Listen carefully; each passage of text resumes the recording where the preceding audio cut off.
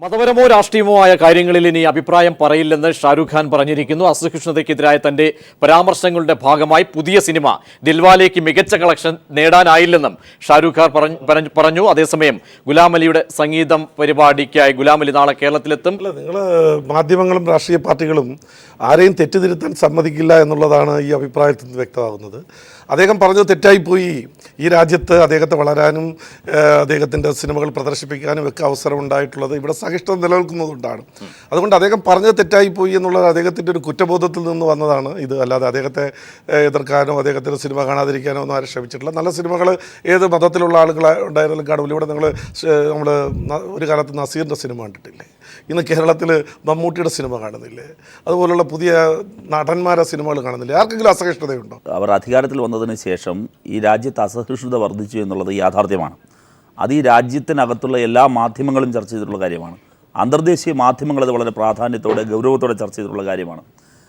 അന്തർദേശീയ സമൂഹം ഉൾപ്പെടെ ചർച്ച ചെയ്യുമ്പോൾ ഇത് മോഡി സർക്കാർ അധികാരത്തിൽ വന്നതിൻ്റെ അടിസ്ഥാനത്തിൽ മാത്രമല്ല, അടിസ്ഥാനപരമായി തന്നെ RSS ഉയർത്തിപ്പിടിക്കുന്ന രാഷ്ട്രീയം അസഹിഷ്ണുതയുടെ രാഷ്ട്രീയമാണ്.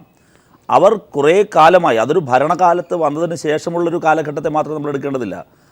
RSS അവരുടെ പ്രവർത്തനം ആരംഭിച്ച കാലയളവ് മുതൽ തന്നെ അവരുടെ രാഷ്ട്രീയമാണ് അവർ പ്രചരിപ്പിക്കുന്നത്. അവരുടെ രാഷ്ട്രീയം അപരവിദ്വേഷത്തിൻ്റെ രാഷ്ട്രീയമാണ്. അത് ഇന്ത്യക്ക് പുറത്തുനിന്ന് വന്നു എന്ന് ഇവർ പറയുന്ന മുസ്ലിംസിനെതിരായിട്ടാണ്, ക്രിസ്ത്യൻസിനെതിരായിട്ടാണ്, കമ്മ്യൂണിസ്റ്റുകളെ അവർ ശത്രുപട്ടികയിൽപ്പെടുത്തിയിരിക്കുന്നു. ശിവസേന ഞങ്ങളെ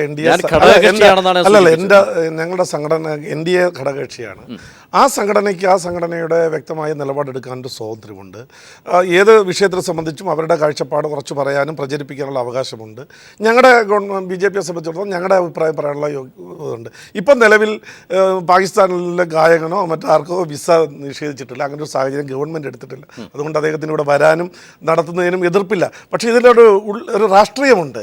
കാരണം ഇവിടെ തന്നെ കൊണ്ടുവന്നിട്ട് ഇങ്ങനെ അസഹിഷ്ണുതയ്ക്കെതിരെ എന്ന് പറഞ്ഞ് ഇങ്ങനെ ഒരു പ്രചരണം പരിപാടി നടത്തുന്നതിൽ ചില രാഷ്ട്രീയ ലക്ഷ്യം ഇടതുപക്ഷ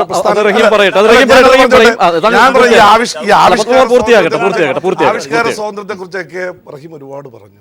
ഞാനത് ഒന്നും പറയില്ല. ഈ അടുത്ത കാലത്താണ് നിങ്ങൾ നിഷേധിച്ചാലില്ലെങ്കിലും ഈ കാബൂളിൻ്റെ കാര്യം പറഞ്ഞു. ചൈനയിൽ അവിടുത്തെ പ്രധാനമന്ത്രിക്കെതിരായിട്ട് മീശ വെച്ചൊരു കാർട്ടൂൺ വരച്ചവന് 5 വർഷത്തേക്ക് ശേഷിച്ച് അകത്തിട്ടിട്ടുണ്ട്.